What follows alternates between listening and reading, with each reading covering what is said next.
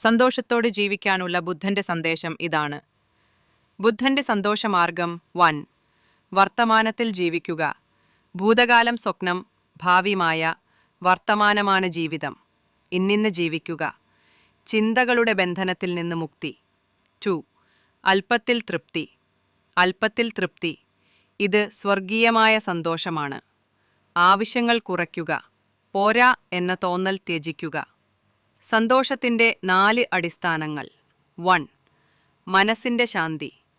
മനസ്സ് ശാന്തമാകുമ്പോൾ സന്തോഷം താനേ വരുന്നു. ധ്യാനം മൂലമുള്ള മനഃശാന്തി. ആശങ്കകൾ ത്യജിക്കുക. 2. കൃതജ്ഞത. നിനക്കുള്ളതിന് നന്ദി കാണിക്കുക. എന്തുള്ളത് എന്ന് നോക്കുക, എന്തില്ലാത്തത് എന്ന് നോക്കരുത്. 3. ദയ. ദയയാണ് ഏറ്റവും വലിയ സന്തോഷം. പരോപകാരം, മറ്റുള്ളവരെ സന്തോഷിപ്പിക്കുക. 4. വിരക്തി. ആസക്തി ദുഃഖത്തിൻ്റെ മൂലമാണ്. ഫലങ്ങളോടുള്ള ആസക്തി ത്യജിക്കുക. സ്വതന്ത്രമായി ജീവിക്കുക. പ്രായോഗിക ഉപദേശങ്ങൾ. ദിവസം തോറും ചെയ്യാവുന്നവ. 1. ഉച്ചയിജിച്ചൻ്റെ ഒരു സൽക്കർമ്മം ചെയ്യുക.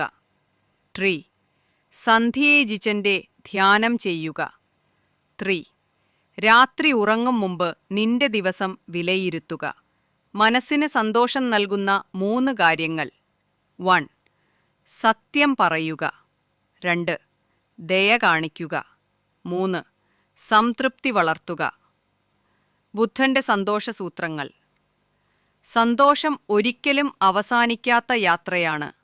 അത് ഇന്ന്, ഇപ്പോൾ തുടങ്ങുന്നു, നിങ്ങളുടെ മനസ്സിൻ്റെ ശാന്തിയിൽ നിന്ന്. സന്തോഷം പുറത്ത് അന്വേഷിക്കരുത്. അത് നിങ്ങളുടെ അകത്ത് തന്നെ സമ്പൂർണമായി ഉണ്ട്. നിങ്ങളത് കാണാൻ തയ്യാറാകുമ്പോൾ. അന്തിമ സത്യം. ബുദ്ധൻ പറയുന്നു, സന്തോഷം ഒരു ലക്ഷ്യമല്ല, ഒരു മാർഗമാണ്.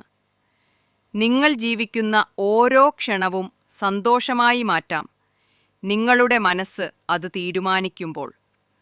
സന്തോഷം വിദൂര സ്വപ്നമല്ല, ഇന്നിന്ന് ജീവിക്കുന്ന ഓരോ ശ്വാസത്തിലും അനുഭവിക്കാവുന്ന യാഥാർത്ഥ്യമാണ്.